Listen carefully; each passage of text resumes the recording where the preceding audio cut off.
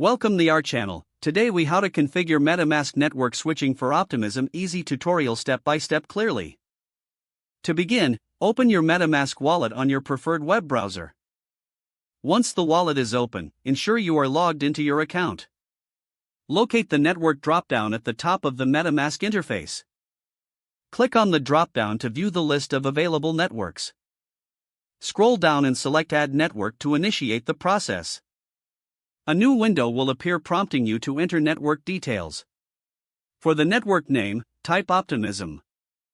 In the RPC URL field, enter https://mainnet.optimism.io.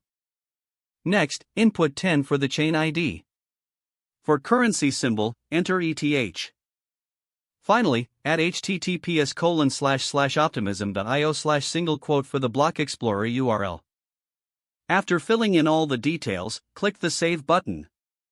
Once saved, you will be switched to the Optimism network automatically. To confirm, check the network name displayed at the top of your MetaMask wallet. You have now successfully configured the MetaMask network for Optimism.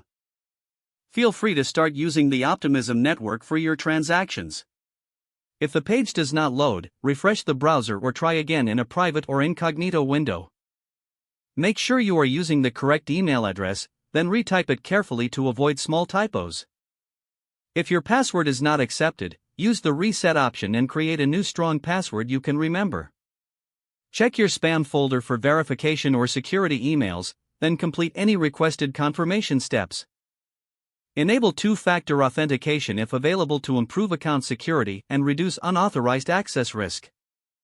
After signing in, review your profile details so your contact information and settings are accurate and current. If you see an error message, note it down and try again after restarting your device and internet connection.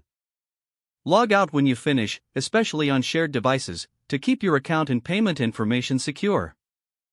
If the page does not load, refresh the browser or try again in a private or incognito window.